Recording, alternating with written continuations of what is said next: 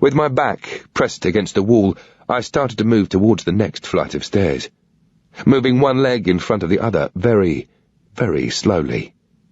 My eyes riveted on the three watching the TV, my left hand on the bow, my right on the arrow, holding the cable 1/4 drawn. I got to the kitchen door and could hear the microwave working overtime. I moved on. They had eyes only for Robert De Niro. I silently thanked him for such a spellbinding performance. The light of the TV was projected onto the faces watching it. MIB was totally absorbed, as were the other two on the sofa. Tooth Into Win and the younger of the two who'd arrived today. I was maybe 20 feet away from them. MIB was squinting as he inhaled on a cigarette held between the index and middle fingers of his right hand, the glow illuminating his face even more as he played with his beads in the other. As he blew out the smoke, the screen went blank for a second, then a bright graphic appeared, accompanied by machine gun fire. Back soon with movies for guys who... I had fucked up big time. I hadn't taken into account the commercial break. A pain hit me in the throat and shot down into the pit of my stomach. Tooth Into Win gobbed something off to the others and moved his head a bit to the right. Just a bit too much. He must have seen me, but these things take a while to sink in when you're not expecting them, and especially when you've been concentrating so intently on something else. But he had detected movement in his peripheral vision, and I knew what was coming. It would take him maybe 2 seconds, no more, to register that something was wrong. Straight away the body reacts to that. Fight or flight. Blood surges into your hands to fight and into your legs to flee, and you can feel it. I had just 2 seconds up on him. It was all going to be over soon, one way or another. To me, it was all happening in slow motion. As I brought up the bow, Tooth Into Win jerked his head further to the right, did a double take, and stared straight at me. By the time his eyes were widening with shock, the bow was in the aim and at full draw. He shouted something, but I didn't know what. Everything closes down in a situation like that. All I could hear was the voice in my own head, and as my knees started to bend automatically to make me a smaller target, it was screaming, "Fuck! Fuck! Fuck!"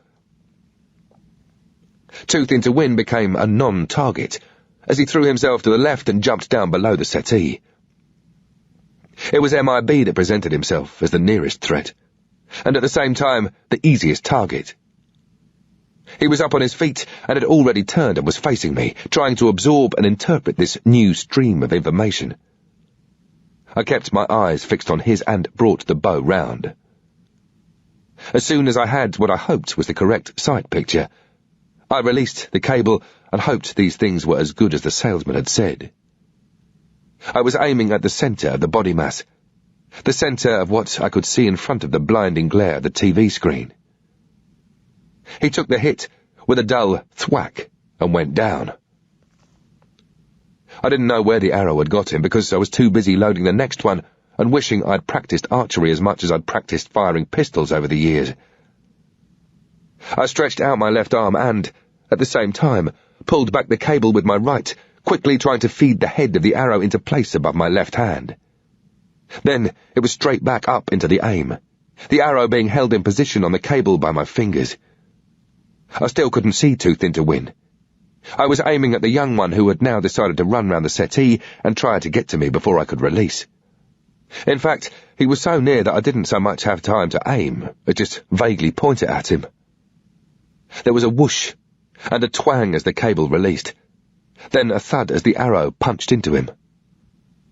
He didn't make a sound. I didn't care whether or not he was dead. There was still one more to deal with. As I moved towards the settee, I could see that Tooth Into Win had remained on the other side of it. I didn't know what he was doing, and I didn't care. I just had to get to him. There was no time to reload.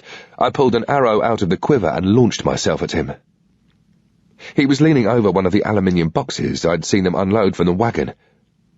I swapped the arrow from my left hand to right, gripping it firmly like a fighting knife, making use of that extra blood now pumping through my hands. As I fell on top of him, my weight pushed him down onto the box. We both grunted with the impact. While trying to cover his mouth with the crook of my left arm, I jammed the arrow into his neck with my right. Only one of these actions worked. I had managed to cover his mouth, but as I thrust with the arrow, I felt it hit bone. Arrowheads are designed to zap into the target at warp speed, and I had done no more than rip his skin.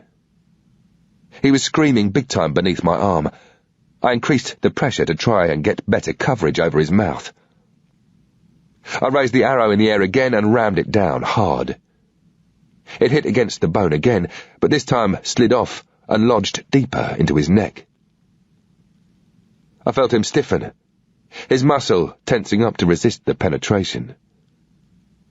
The gardening glove gave a good grip as I pushed harder, twisting the arrow shaft to maximize the damage. I was hoping to cut into his carotid artery or spinal cord, or even find a gap to penetrate his cranium. But instead, I ended up severing his windpipe. Now I just had to hold him as he asphyxiated.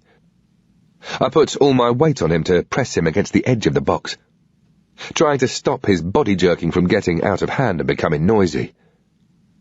Once I knew I was in control, I looked quickly around me to make sure that no one else had arrived on the scene as I waited for him to die.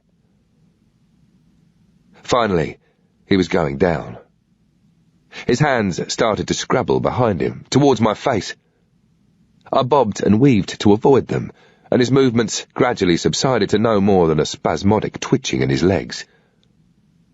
The last reserve of strength he'd found as he saw his life slowly get darker was now exhausted. By the flicker of the TV I could see dark blood oozing out of the wound. It followed along the shaft of the arrow to my glove and dripped onto the floor. When I moved my arm away from his mouth, he made no sound. Still on top of him, I turned round and could see that MIB had taken a poor shot. But I'd been lucky. I'd been aiming at the centre of body mass, but the arrow had entered his head above the left eye, and there was about 4 inches of arrow protruding out the back. His beads lay at his feet. I didn't have a clue about the young one. He was slumped with his chest on the floor. Blood was coming out of him from somewhere and being soaked up by the rug. I started to shake. I'd never been so scared in my life, nor so relieved that something was over. Lesson learned. Always get a pistol, whatever it takes. Young one was still alive. Blood was gurgling in his throat as he tried to breathe. I lifted myself off Too Thin to Win, guiding his body as it slumped from the box onto the floorboards. I went over to young one and checked him. His glazed eyes turned to follow mine as I moved my body around him, feeling him for any hint of metal. He wasn't carrying. His eyes were reflecting the TV screen as they pleaded with me for help. As I looked away, my eyes caught the aluminium box. When I saw what was inside, I felt much better about what I'd just done. Too Thin to Win must have been flapping big time trying to get to the contents. If he had managed it, I might not be here now. The TV baddie was dying from a gunshot wound given to him by the cop. It must have been near to the end of the film. I went over to the box. Stowed inside were 3 collapsible stock Heckler & Koch 53s. Virtually the same weapon as the MP5 used by the regiment, but firing a larger 5.56mm round. With their 30-round mags, Too Thin to Win could have taken my head off and still had change. I picked up one of the weapons and 2 of the mags. I could now see that on the bottom of the box there were also 3 silenced pistols, again with mags. I took 1 round out of the 53 mag and pushed down on the remainder to check the spring worked. Young one was still moaning as the film credits rolled. He was watching me. I thought for a while. Why take the 53?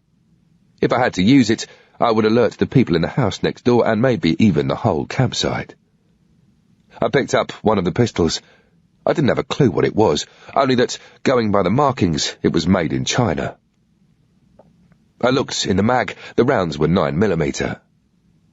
I loaded and made ready with one mag, and took a few rounds out of another and looked inside. These mags held 9 rounds apiece. I didn't know why I checked. I never counted them as I fired. I was always too busy flapping. I replaced the rounds and put the 5 spare mags in my jeans. This Chinese thing looked quite good. If total silence was required, there was a catch that would keep the working parts in place when you fired. You then had to manually unload and then reload.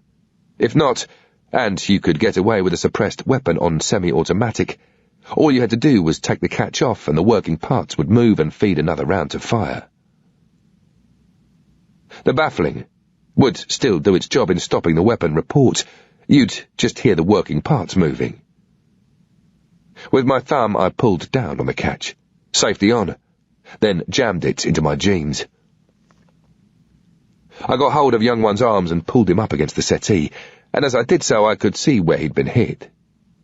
The arrow had entered his stomach, and as he'd fallen it must have been pushed right up into his ribcage.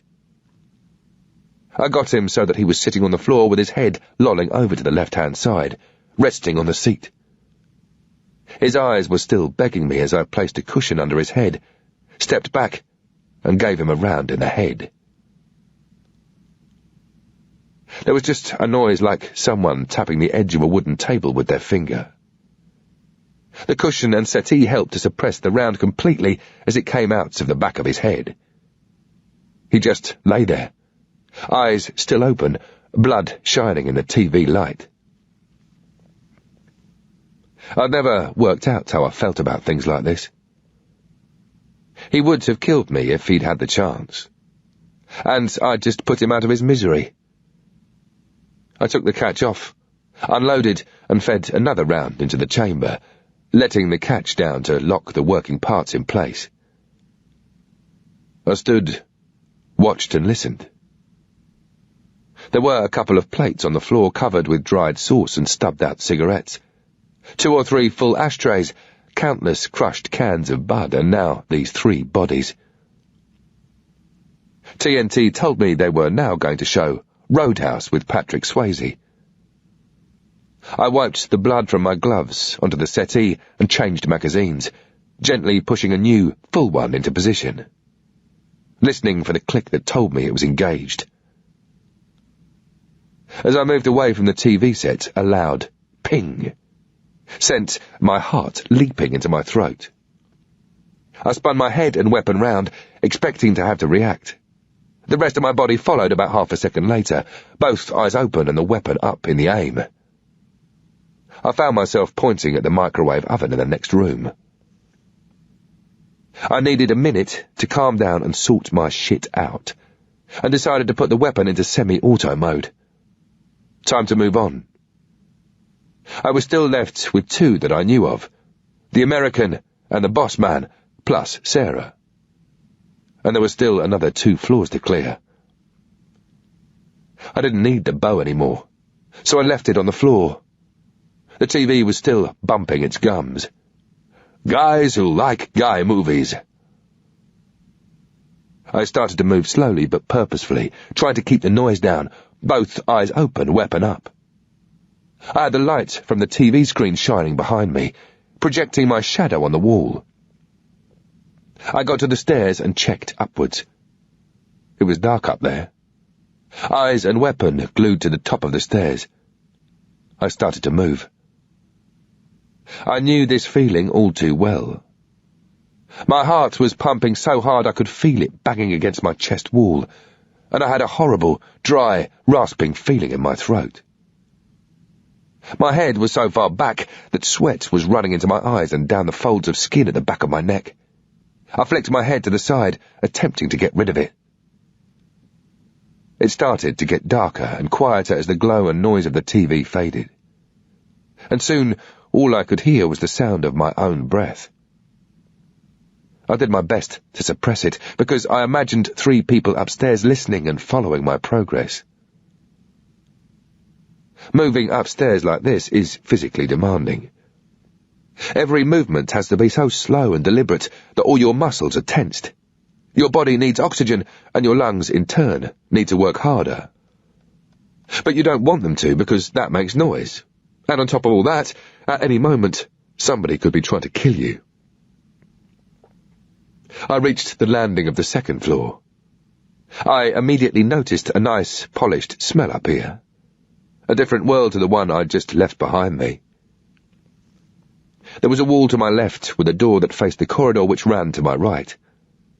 It must be the bathroom where I'd heard a toilet being flushed last night.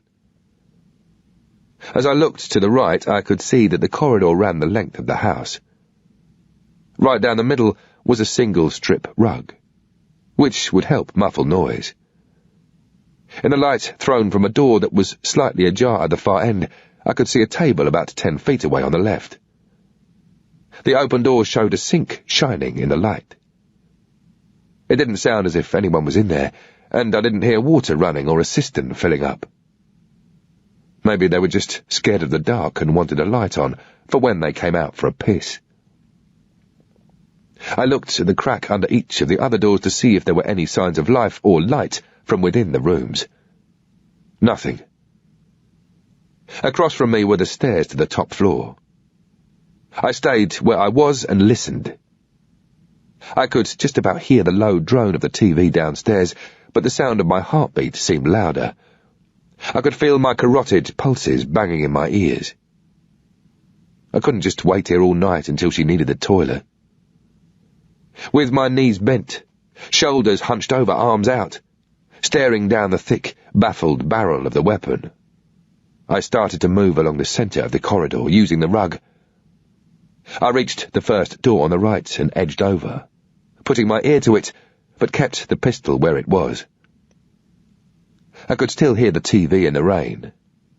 My antennae were out, trying to take in every possible sound. But it was very distant, very indistinct. From inside the room came the noise of snoring. Sarah never snored, but there was always a chance she could be sleeping with someone who did. I carried on along the corridor to the next room. I listened outside it. Nothing. As if I was going to hear her singing along to a CD.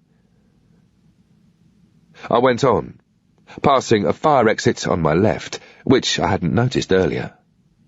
It had bolts top and bottom, which I gently eased back, and a pin tumbler lock in the middle, which I also undid.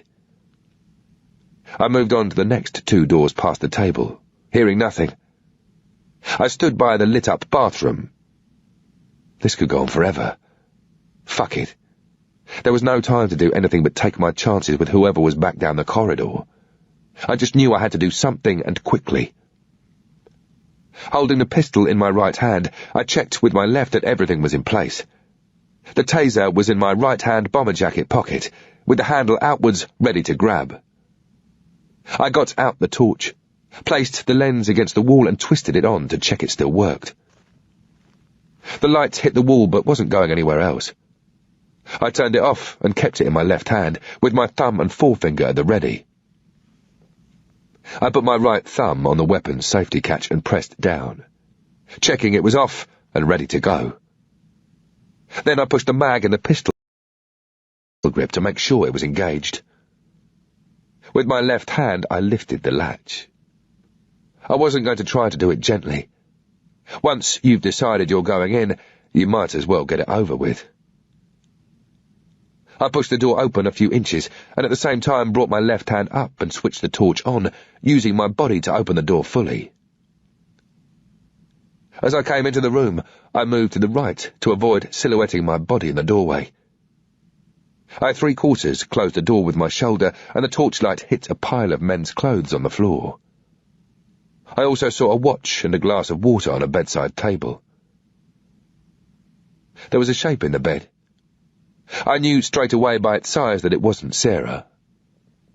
The body stirred, maybe as a reaction to the change in air pressure as the door opened, or the fact that light was shining in his face.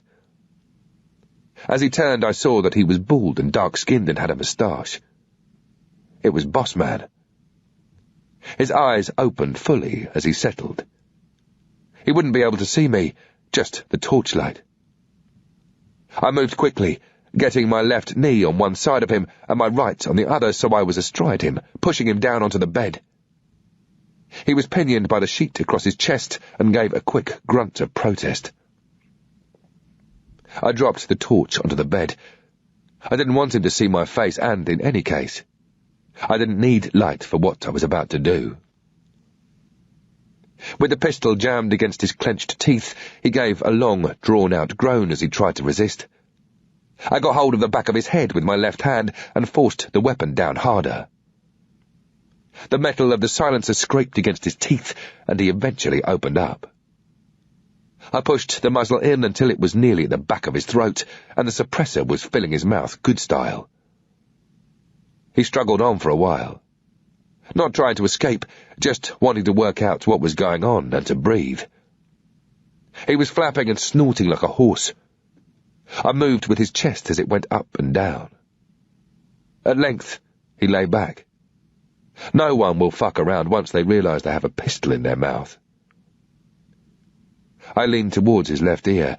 In my bad, fluctuating American accent, I whispered, "If you speak English, nod slowly." He did. I could feel the pistol moving up and down. I heard him slurping and retching as his Adam's apple worked overtime. With his jaw wide open, he'd lost the ability to swallow. "You have two choices," I said. "Die if you don't help me. Live if you do. Do you understand?" It's always better to take your time at moments like this. If you've got somebody who's flapping and you say, "Okay, where's Sarah?" he can't talk because he's got this thing stuck in his mouth, so he gets all confused about what you expect of him. It's better to do it as a process of elimination, and then you know you have the right information. That is, if he knows it in the first place. There was still a bit of hesitation here. He was still flapping too much and not thinking enough. I said, "Do you understand?" and underlined the point with a jab of the pistol. He finally got the message, and I felt the pistol move up and down. His body smelled of shampoo and soap. Shame he hadn't cleaned his teeth.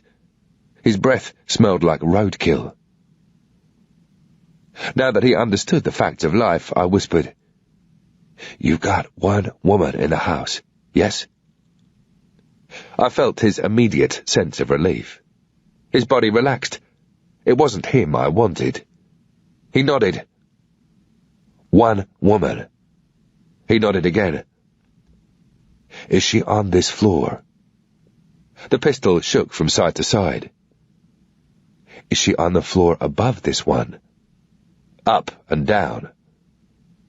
"Do you know which room she's in?" I could hear his breathing and slurping, but there was just a touch too much hesitation. He was thinking about what to say. He shook his head, slowly.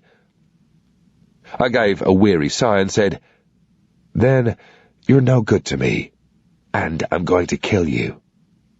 "I think you're lying." No response. I said, "Last chance.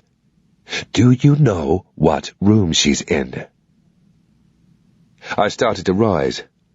He got the idea. He nodded. I came back down to his ear. "Good. Now think about this. Is she on the left-hand side of the corridor as you go along it from the stairs?" I was assuming it was the same sort of configuration upstairs as down. I didn't know yet, but it was a good enough place to start. He thought about it and nodded. "Good. Is it the first door on the left?" He shook his head. Saliva was oozing out of his mouth and running down his chin. I could feel his chest rising and falling more and more quickly. He was fighting to get oxygen in, and there were too many obstructions. "Is she in the second door on the left?" He nodded. "Good. If you're lying, I'll be back, and I'll kill you."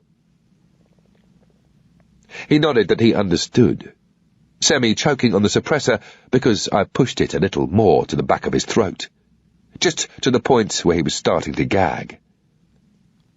At the same time, I reached down with my left hand, closed it around the taser, slid off the safety catch, and gave him the good news right on the pectoral muscle.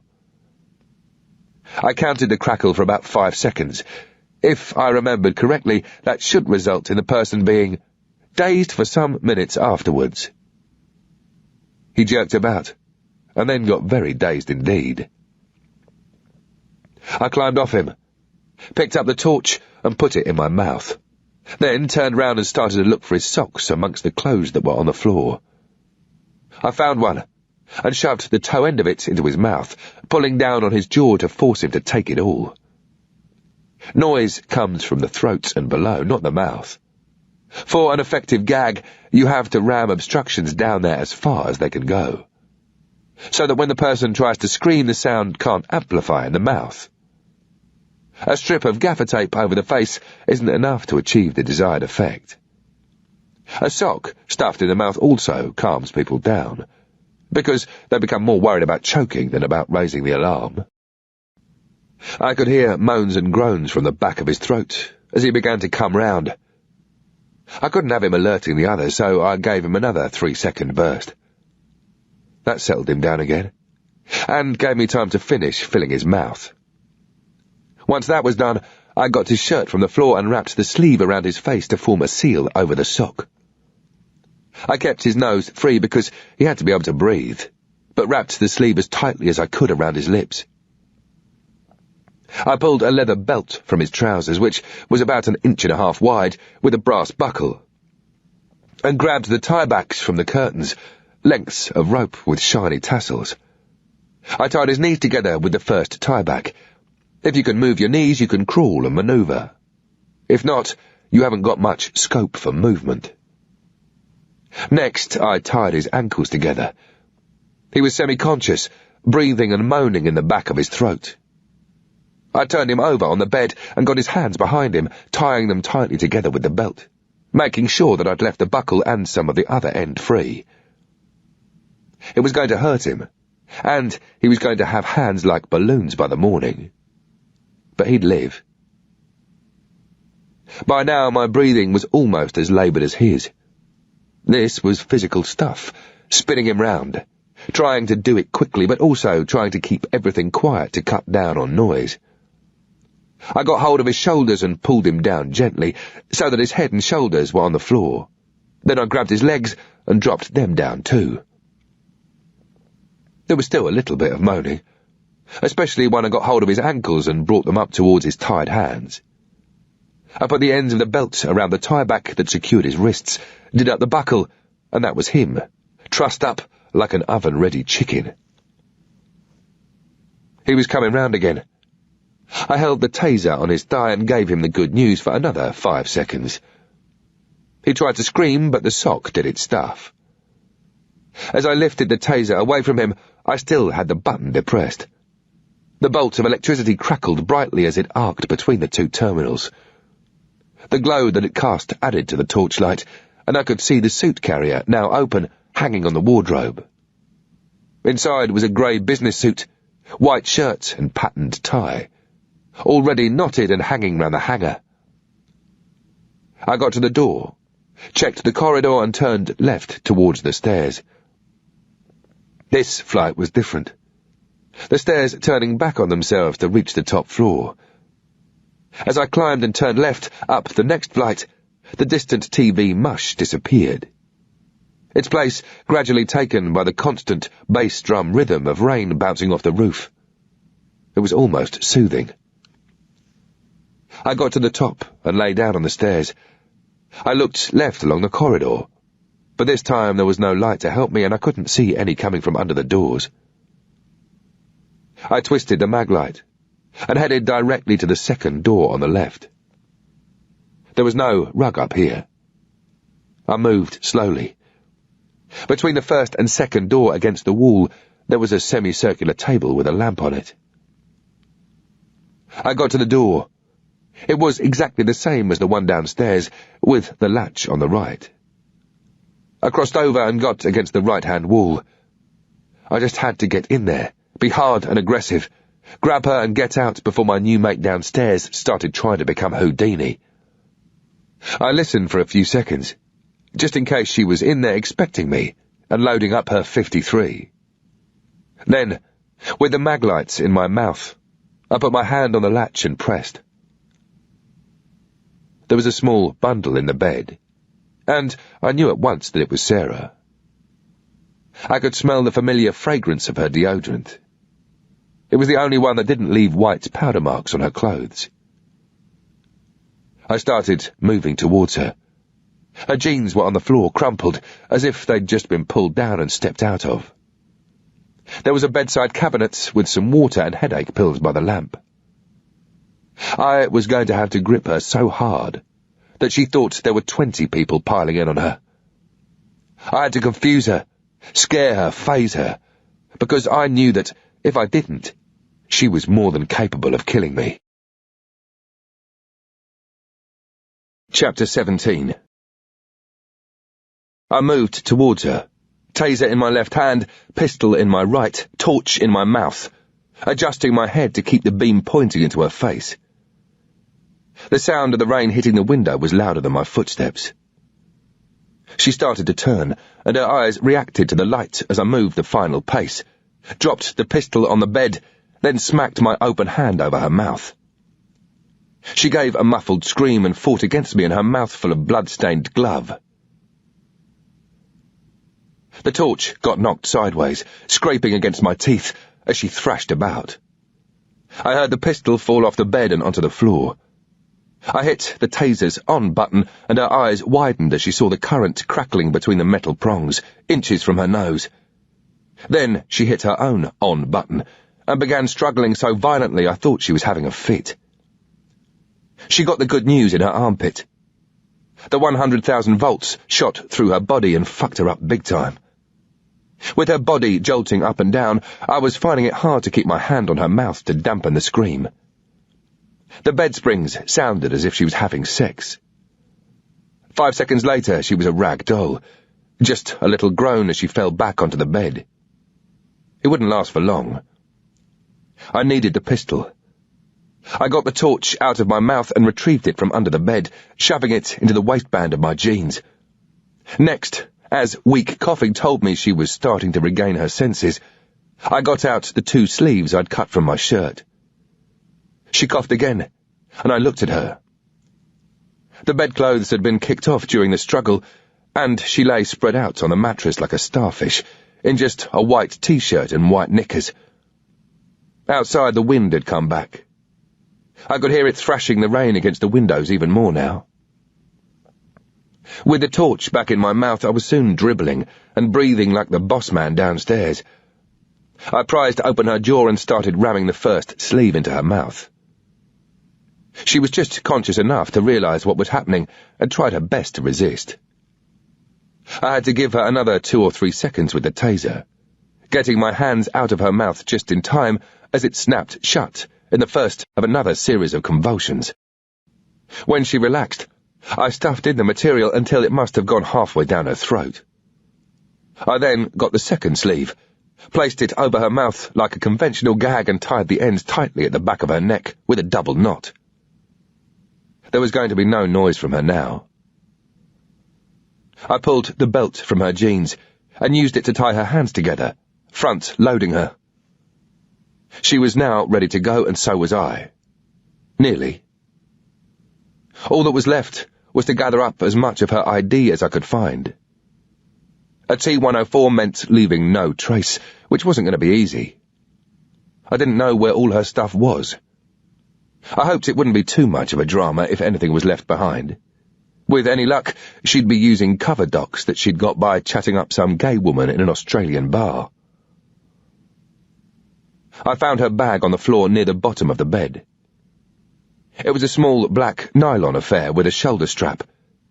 Inside was a nylon sports-type purse, passport, and a few loose dollar bills. I quickly scanned the rest of the room with my torch. A green sports bag lay open on the floor and clothes were strewn all around it. A glint of metal caught my eye. I shone the torch beyond the bag and saw the barrel of an HK-53. Its black Parkerization had been worn off over the years. I also saw 4 mags, taped together to form 2 sets of ammo. She started moaning and retching, trying to expel the material from her mouth. She still didn't know who was doing this to her. It was too dark, and even if she could see straight at the moment, all she was getting was a powerful torch beam in her eyes as I moved towards her, putting her bag strap over my head. It was time to grip her and get the fuck out of there before the authorities screamed in, or whatever was going to happen after 5 a.m. I got back to her, switched off the torch, and put it in my jeans. With my left hand I got hold of her at the point where the back of her head met the neck, and banged the web of my right hand hard up under her nose. I felt her jolt as it slammed into her face. Bending my legs, I pushed up with both hands, making sure that all the pressure of the lift was against her nostrils. Her hands raised, then fell again. She couldn't resist. She had to go with it, her moans of pain getting louder. I got her sitting bolt upright and put the crook of my left arm around the front of her neck, jamming her tight against me. Her face was still tilted upwards. With the pistol in my right hand, I moved my right forearm behind her neck to complete the headlock, and stood up.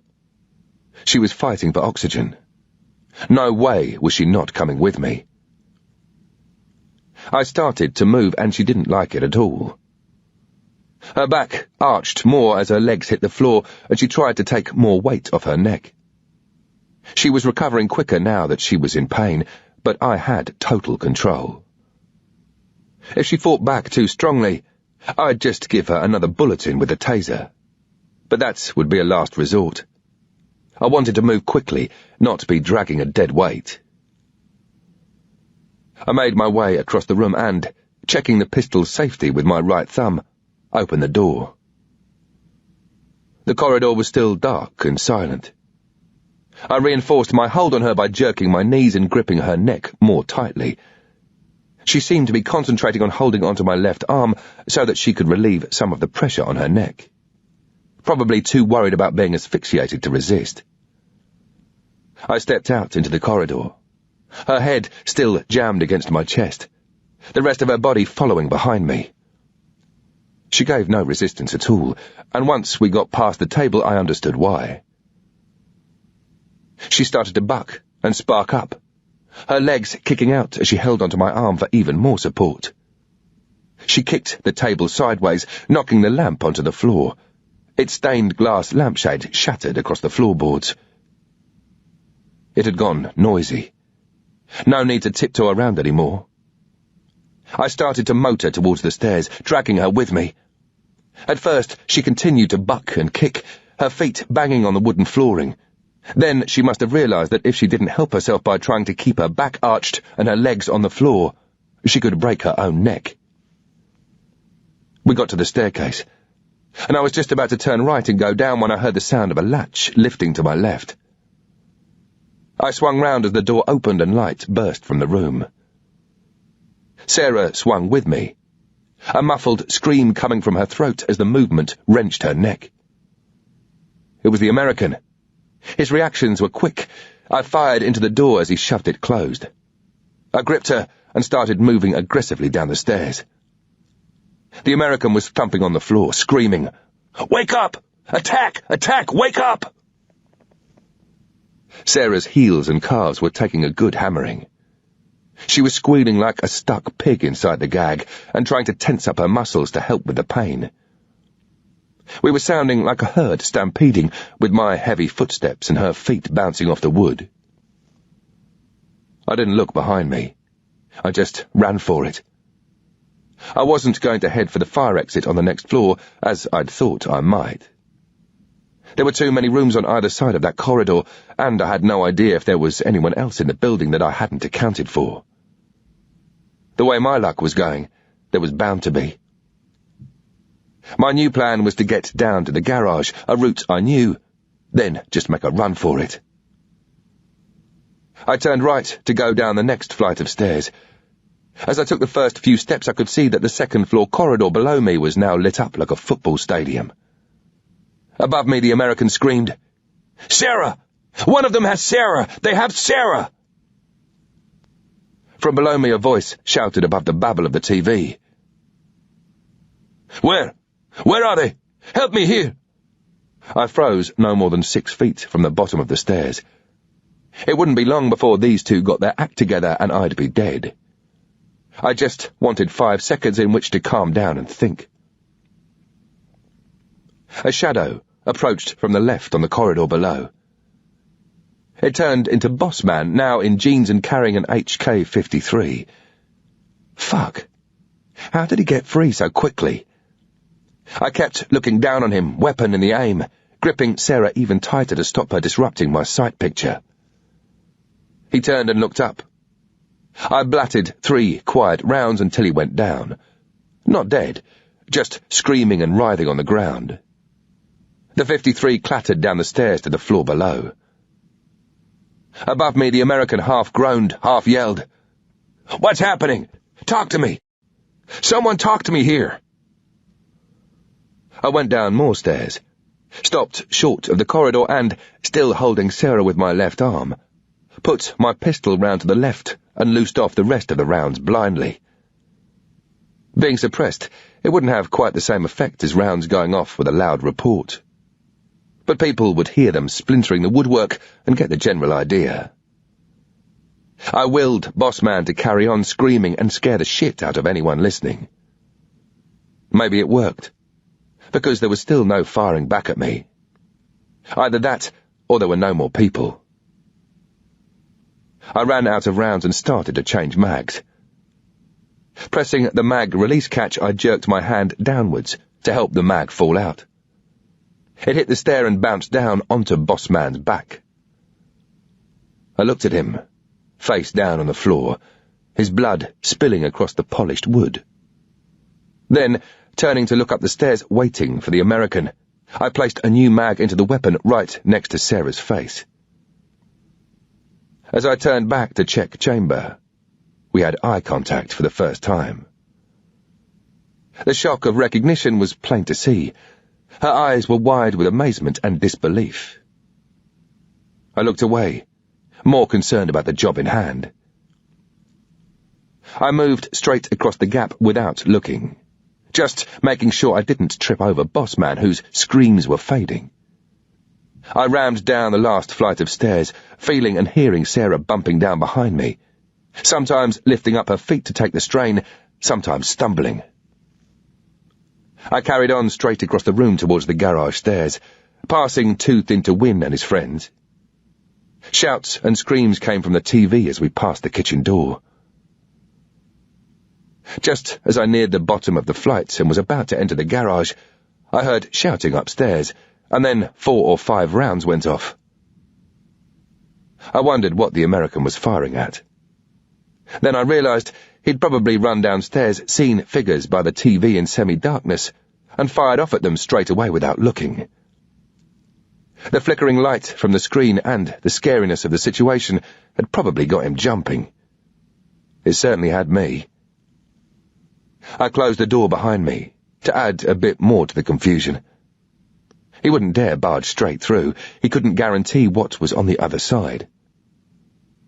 We moved alongside the Explorer, and I could hear the American's voice above me. I couldn't make sense of what he was saying, but he didn't sound too happy about the way his day was shaping up. The rain stung as it lashed my face. It was then that I remembered the Bergen, but it was too late now. Fuck it. I turned left, towards the other house, and had taken no more than 3 steps when the proximity lights came on. With my head down, I started pumping, but was restricted by the weight I was dragging. I'd covered maybe 10 or 15 meters when the first burst from a 53 was fired from one of the upper floors. Its short barrel and the power of the round makes the muzzle emit a fearsome flash. It's the only weapon I'd ever seen that looks like the ones you see in films. It was great for close-up work, as it scared the shit out of people. I kept on running. I'd be out of the light in a few more strides. As soon as we hit darkness, I glanced back. All the lights in the house were blazing. Smoke was drifting from the windows on the second floor. It looked almost like that house in the Amityville Horror. Shrouded in rain and mist, except that it wasn't mist. It was cordite from the rounds. A couple of lights were on upstairs in the place next door. My new plan was to get in there, point a big fat gun at them, take their pickup and fuck off. The next thing I knew, however, the external light on the family's 4x4, mounted on the driver's side wing, burst into life, and a 1,000,000 power beam sliced through the darkness towards us. A man's voice shouted a warning. "Don't come near. Stay away. I'm armed. I've called the police." For good measure, he wanged down a couple of rounds at us from a rifle. He probably had "My land, my country, my gun" on his bumpers, and a few other stickers that he'd bought at gyms. But he was protecting his family, and that was a fair one. I felt a thump as one of the rounds rammed into the ground far too close to me. Either he was good, and he meant to aim a warning shot, or he was trying to hit us, and this time we'd been lucky. I didn't want to find out which. I jinked left and ran between the two houses, uphill, towards the dirt track. Change of plan again. We were going to make it on foot back to my car as I'd been aiming to do all along, but without all this drama. Another rifle shot rang out, but this time I didn't hear the answering thud. There was the burst of a 53. Fuck knows where that went. I got to the track, crossed it, and stopped to try and assess the situation. We were in darkness and on higher ground. I heard shots and saw a couple of foot-long muzzle flashes coming from the direction of the target house, and more from the area around the pickup. Shotgun Ned must be zapping and shouting at anything that moved. His spotlight swept left and right, looking for targets. It wasn't the only light I could see. Red and blue flashing lights were glistening in the rain on the other side of the lake, and I suddenly realized that I stood more chance of being struck by lightning than I did of getting back to my car. Acting as the situation demanded, I changed plan again. We were going to get out of here on foot. I stood still, knees bent, waiting to regain my breath. It was colder than before, and the wind and rain were loud against the leaves. I started moving through the forest again. Sarah's bare flesh was getting zapped left and right by branches, and I could hear her suffering. I put my head down and pumped uphill, leaving everybody down there to get on with it. It seemed that my lucky number for house clearing was the same as for shopping trolleys. 0. Chapter 18. I gripped Sarah and plunged on, slipping and skidding on the wet mush, stumbling over rocks and fallen branches, flailing to regain my footing. She was screaming as best she could beneath the gag, partly because of the tree branches that whipped at her bare body, and the ground cutting her legs, partly just trying to keep her airway clear. At least I knew she was breathing. I tripped again and went down. The pain as my knees hit rock made them feel as if they were on fire. She moaned loudly under the gag as she took the brunt of my fall, and she had to arch her back to relieve the strain on her neck. I stayed on my knees, screwing my face up as I took the pain, waiting for it to die down. There was nothing I could do but accept it. I just hoped I hadn't smashed a kneecap. My chest was heaving up and down as I tried to catch my breath. Sarah gave up the struggle to keep her body off the ground. She collapsed in the mud beside and slightly below me, her head still in the neck hold, resting in my lap and moving up and down in unison with my breathing. There was plenty of commotion going on behind. The odd rifle round and automatic burst, followed by shouts. Looking down and behind me through the trees and rain, I could make out the lights of both houses some 150 metres away. I wasn't in dead ground yet, and it was going to be light soon. I needed to get distance. Shotgun Ned was having a ballistic fit, screaming and hollering, like something out of one of the movies for guys who like guy movies. I couldn't tell whether he was enjoying it or hating it, but he was vocal, that was for sure. I got myself to my feet, pulling Sarah upright with me, and started moving again. I could hear rotor blades in the sky behind. Moments later, a blindingly bright night sun searchlight penetrated the darkness and began to sweep the area towards the houses as the helicopter hovered over the lake. It wasn't venturing too near the scene just yet, probably for fear of someone taking a pot shot. More gunshots echoed in the background. Almost immediately I heard returned bursts of fire and saw the brilliant, almost white muzzle flash of a .53. I turned back and started to move off. My throat was parched. God knew what Sarah's was like. She must be in shit state. I kept checking behind me as I moved and could see the lights in the houses slowly fading into the dark and rain. We would be in dead ground soon. As I moved, the night sun briefly lit up the area around me as it realigned itself while the heli orbited the lake, making hundreds of shadows in the trees as the rotor blades groaned, trying to keep it in a stable position in the wind. The campers were no doubt outside their tents, trying to watch the reenactment of the Waco siege from the safety of the other side of the lake, pleased that their washed-out holiday had turned out quite exciting after all. Below me, I could only see the flat roofs of the two houses. More blue flashing lights cut through the trees, but this time on my side of the lake, coming from the left along the track. Yet more police vehicles were also arriving in the car park across the lake. They'd all got here too fast. My guess must have been correct. My report must have confirmed Elizabeth and Lynn's speculation about what was going on, and they wanted Sarah out before the 7th Cavalry moved in. It seemed that I'd fucked that up a bit. It wouldn't be long before the area was choked with police and FBI trying to stop the Third World War. Shotgun Ned would be a national hero after this. He'd probably be given his own fucking talk show. The police, however, had mortgages and kids to think about.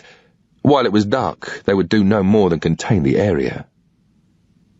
By first light, however, they'd have all their shit together, maybe even have their army or National Guard on standby. I crested a rise, and as I moved downhill, it blocked out all the noise behind me. My first priority was to put as much distance as possible between us and the target before first light. As I moved, I could feel Sarah shivering and shaking beside me, screaming inside her gag. If I was feeling bad, she must be in shit state. I crossed another small ridge, started to move downhill and lost my footing in the mud. As I slithered and tumbled, Sarah fought to break free and save herself. I had a split second in which to decide whether to hold on to her or let go. The decision was made for me. We took another half tumble and slide and came to an abrupt stop against a tree trunk. I'd landed on my back with Sarah on top of me, her wet hair in my face, breathing hard through her nose like a Grand National winner. My pistol, which had been pushed into the front of my jeans, had gone. I let go of Sarah. She wasn't going anywhere. The weapon was the priority. I never wanted to be without one again. Maglite in hand, the bulb covered by my fingers to minimize the spill of light, I crawled around on my hands and knees, sifting through the leaves and mud like a kid searching for a lost toy. My knee caught a metal edge as I moved. I checked the safety, wiped off the worst of the mud, and shoved it back into my jeans. Scrambling back towards Sarah, I noticed she was breathing much more loudly. That wasn't right. Then I heard a loud, hoarse whisper. "What the fuck do you think you're doing? Get this belt off me, now!" She had somehow untied the gag and was coughing and trying to relieve the soreness in her mouth. "Come on!" She lifted her hands. "Get this fucking thing off!" She couldn't see it, but I was trying to hide a laugh. People with accents like hers shouldn't swear. It just doesn't work. Besides, she was practically naked, streaked with mud, yet trying to order me around. "Do it, Nick, hurry! We must keep moving!" There were no more weapon reports from behind us, and a loud hailer was now being used, probably to give instructions to anyone left in the house. The rain prevented me from hearing what was being said. The heli was out there somewhere. The throbbing of its rotors carried in on gusts of wind. What did she mean? We need to keep moving. I looked at her and couldn't help it. I started to laugh, and that pissed her off even more. "Don't be ridiculous. Hurry up and untie me." She held her arms out. "Get me out of here before this becomes even more of a fucking fiasco." The rattle of the helicopter getting closer made us both shut up. It was hard to tell which direction it was coming from. I was peering up, but could see jack shit. "Come on, get this belt off me and give me your coat." She started to use her teeth to pull the knot apart. It wasn't working. The leather was too tight and wet, and she was shivering too much to get a good grip. The helicopter roared overhead. I caught a glimpse of its navigation lights through the trees. At least it wasn't hovering or moving in a search pattern. Not yet, anyway. I guessed it would be soon. I could see the glimmer of first light beyond the canopy. She wanted my attention again. "Nick, get this off me and give me your coat. Please." Her arms were still thrust towards me. I grabbed hold of the belt and started to drag her along in the mud. First light had started to penetrate to the forest floor, relieving the gloom just enough to show my footprints. The rain was starting to ease off. The noise of it hitting the leaves was dying down, along with the wind in the trees. I was starting to feel depressed. I was soaking wet, cold, and confused. What was worse, we were leaving an unmissable trail in the mud. She could obviously see that I was in no mood for discussion as we moved, and she shut up. We came over another rise. Down below us, about 100 or 200 meters away at the bottom of a steep gradient, was a river. Maybe 30 meters wide, it was in full flood. A maelstrom of fast-flowing water and foam. As we scrambled downhill, all I could hear was the rush of water in front of us. Sarah called out, "Slower! Slower!" trying to get her footing. I wasn't listening. We had to find a way across. With luck, it would be the psychological boundary of the search. Hopefully, they would start from the house and fan out as far as the bank, assuming that no one would be mad enough to try and cross. At that moment, I had to be the only person in the world with a good thing to say about El Niño. In theory, it should have been nice and sunny at this time of the year in the Carolinas. Conditions like this would slow the searchers down, and if the weather closed in any further, the heli might not be able to fly. Closer to the water, the tree canopy started to thin. Out in the open, it was virtually daylight, and looking up, I could see a really thick, grey, miserable sky. It had stopped raining. But in dense woodland, you'd never know that. All the moisture is held on the leaves, and it still works its way down to the floor. What the fuck? I was soaked to the skin anyway. Sarah's hair was wet and flat against her head. Dried blood ringed her nostrils. I must have slammed my hand into her face quite hard on the bed. She was bleeding from several cuts on her legs, with goosebumps the size of peanuts. And, in any other circumstances, she'd have needed hospital attention. She was covered in mud, sand, bits of leaves and twigs, and shivering uncontrollably in her drenched and now transparent knickers and t-shirt. I let go of the belt and studied the river, trying to look for a safe place to cross. It was pointless.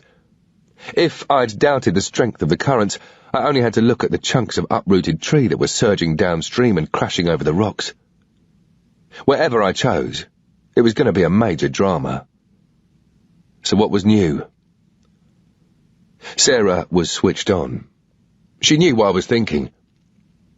She sat in a fetal position against the rock on the bank, with her arms wrapped around her legs, trying to cover her body for warmth. She looked at the river, then at me. "No, Nick. Are you mad? I'm not going, not here. Why don't we—" I cut her off mid-sentence, grabbing hold of the belt and dragging her a short distance back into the canopy for cover. I didn't talk to her. There was too much stuff churning round in my head. Instead, I started to pull out my shirt from my trousers, then the bottoms of my jeans where they'd been tucked into my boots. I undid the cuffs on my jacket sleeves until everything was nice and loose, and water could flow more freely around me. If your shirt is tucked in when you swim, the weight of trapped water that collects can slow you down. Then it might drown you. The gloves came off. It was pointless wearing them at the moment, and besides, they looked ridiculous. Sarah was all right. She had fuck all on anyway. I stuffed all my docs plus hers into one of the gloves, then pushed that inside the other one and put it back in my jacket. I wondered about the bag. Fuck it. I'd have to take it with me. I didn't want to leave any more sign than was necessary. The wind had started to gust strongly, and the trees at the top of the canopy on the opposite side of the river were bending and swaying. I looked at Sarah hunching down behind a tree for shelter. Only feet away the water crashed angrily against the rocks. I looked along the opposite bank, following the river's current, trying to work out where we might land up. I could see downstream for about 250 metres, then the river bent round to the right and disappeared from view. The opposite bank was about 2 or 3 feet above water level, with plenty of grab provided by foliage and tree roots exposed by the current as it carved into the soil. I had to assume the worst, that there was a massive waterfall just after the bend, and that meant that we had just 250 metres in which to make our way across and get out. The ambient temperature wasn't freezing, but it was bitterly cold. On land we wouldn't die of exposure if we kept moving, but the river would be another matter. Sarah saw me looking at the water and back at her. She dropped her head and buried it in her arms. The gesture was one of resignation and recognition of the fact that, if she was telling the truth about wanting to get away, I was her only means of escape. The heli was somewhere behind us, doing its stuff between the river and the houses. I couldn't tell exactly where it was, but it had to be near or I wouldn't be able to hear the rotor blades groaning as it tried to keep a low hover. I went over to her, grabbed hold of the belt and pulled her to her feet. She looked into my eyes. "Nick, why not take this thing off? Please. I'm not going anywhere, am I?" I ignored her. Gripping the belt with my left hand, I moved down to the water's edge, keeping my eyes lifted to the sky. I tried to convince myself that the only thing that mattered right now was the helicopter. A spit of rocks extending about 5 metres out looked as if it would give us some sort of platform to begin our crossing. Water sluiced over the top, and there was no way of telling how deep it was on either side. I hoped Sarah could swim, but if she couldn't, tough, she should have said. I looked at her eyes, and suddenly saw fear there. Then I looked at the river again. It was a fair one. There was no way I couldn't remove the belt. I needed to keep her alive. Her death had to be at a time and place of my choosing. As I undid the knot, she said very quietly, "Thank you."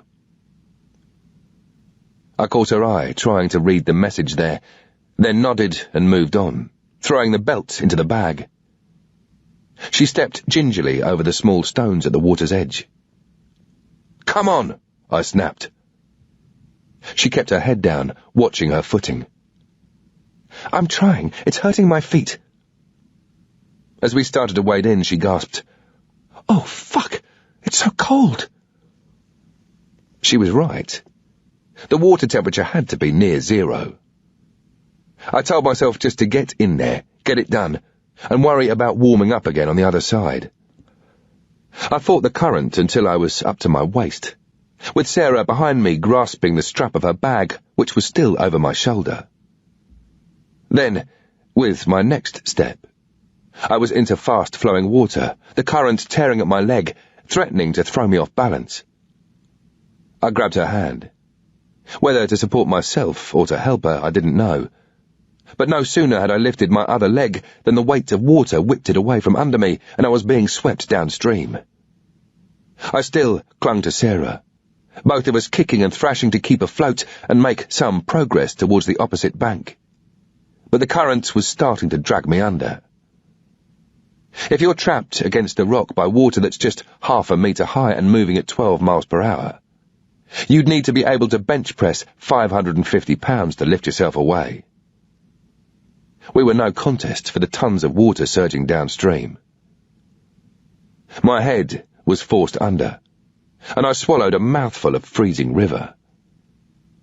I kicked back to the surface, forcing myself to breathe in through my nose, only to choke as I inhaled yet more water. I let go of her. We each had to fight our own battle now. She looked at me, her eyes the size of saucers as she realized what I'd done. That wasn't my problem. It would only become one if I couldn't find her body before they did. She still had to disappear without trace. I saw her through wet, blurred vision, trying to keep her head up, kicking and swimming and wading like a seal. Then she was sucked under by the current, and I couldn't tell how far across I was. The water kept taking me under, and I was more concerned about sucking in air than getting to the other side. I couldn't see Sarah at all now, but there was nothing I could do about that.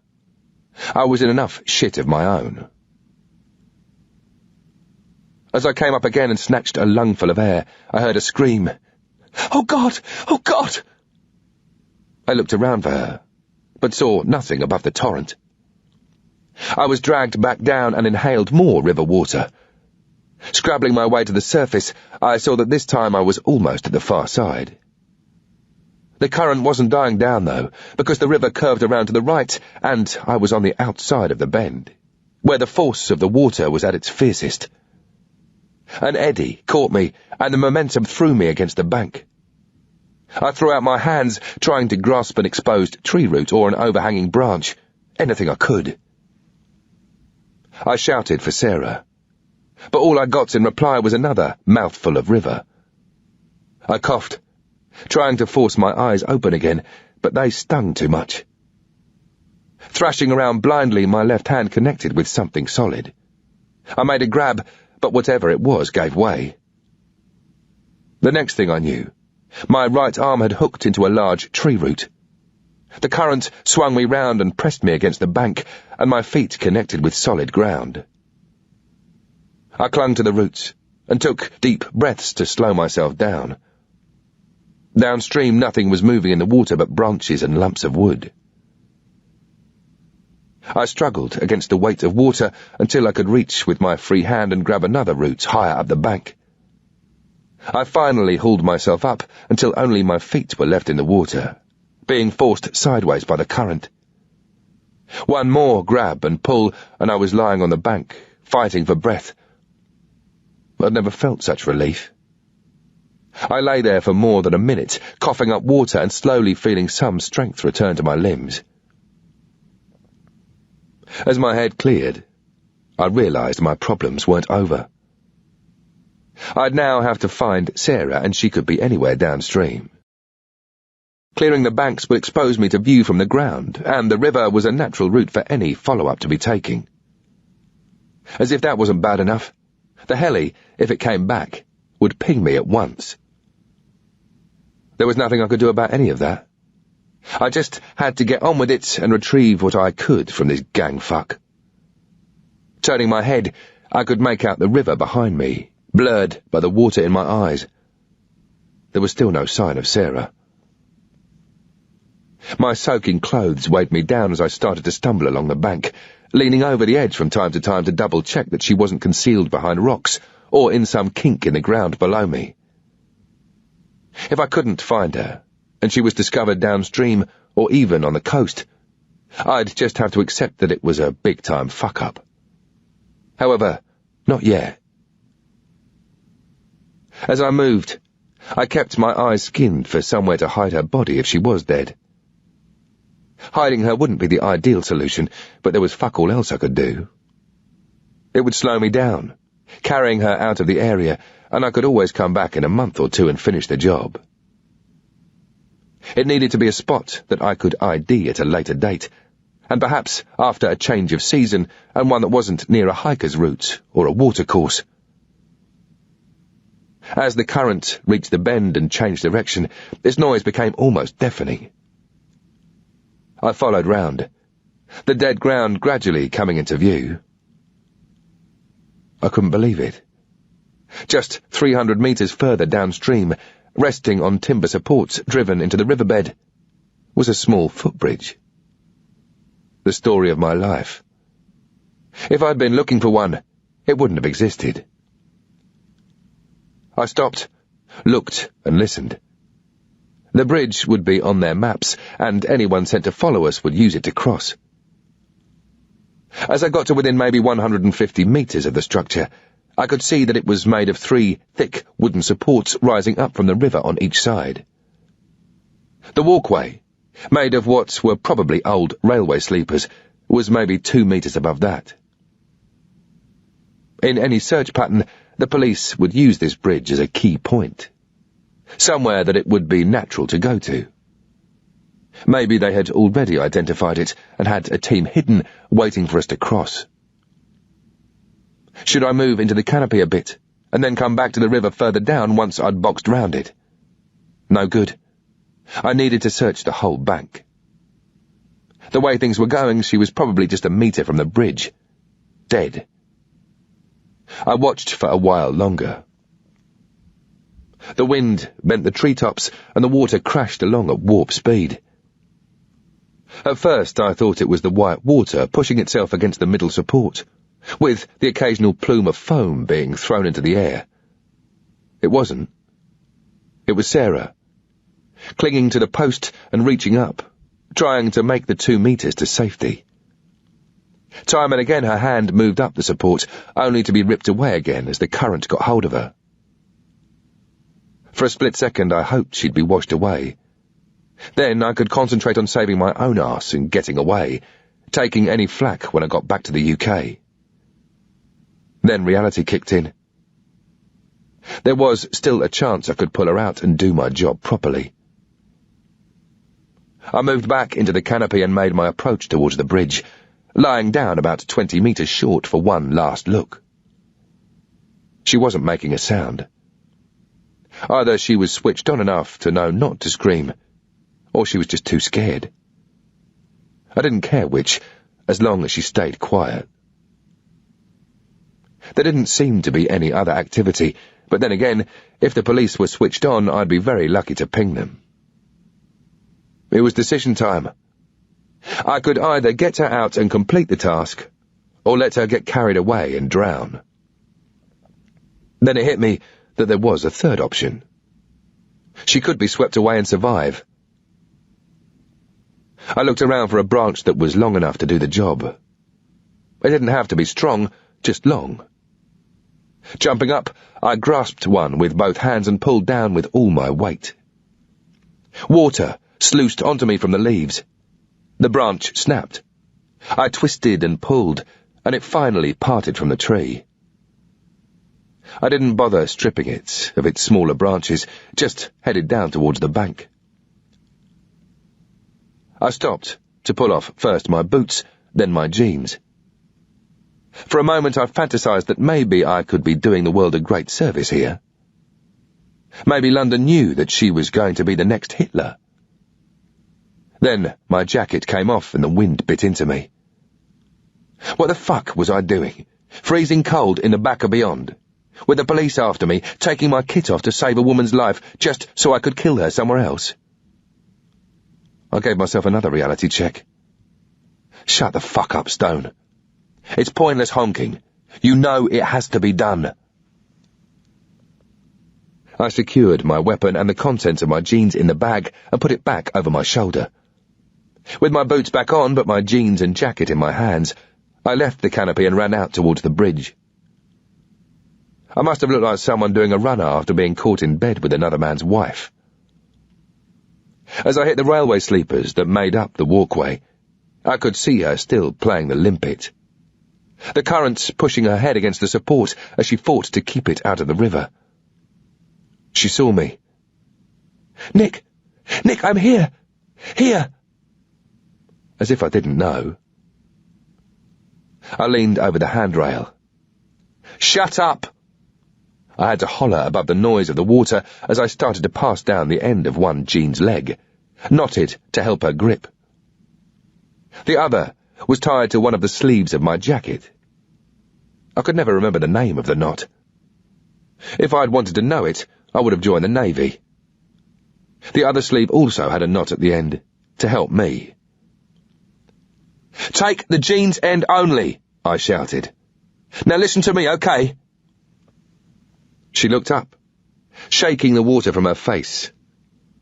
Her eyes kept flicking towards the knotted jeans leg that was her lifeline. They were wide with fear.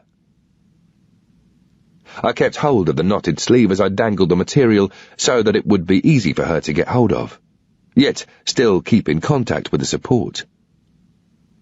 Her teeth made contact with the material first, and she bit down, turning her head to bring it closer to her hands. Once there, I could see by the determination in her expression that she wasn't going to let go. Sarah, look at me! I wanted her to understand exactly what was expected of her. When people flap, they nod and agree to everything without really understanding what's being said. I'm going to drop the rest of this lot into the water and retrieve it on the other side of the bridge. When I shout, I want you to let go of the support and just hold onto the jeans, got it? Yes, hurry! Here goes. I checked again to see if anyone was watching, then I threw the rest of the makeshift rope under the bridge. I switched to the other side, lying on my stomach on the sleepers and leaning down. My jacket was snaking from side to side in the current. Looking back upstream under the bridge, I could see her coughing and spitting out water, only to take another mouthful. Moving the branch down into the water, I made contact on the third attempt and pulled up the free end of the rope. Wrapping the knotted end round my wrist, I braced myself against the wood supporting the handrail, ready to take the strain. I could no longer see her. Now, Sarah, now! She must have let go, and the current swept her under the span.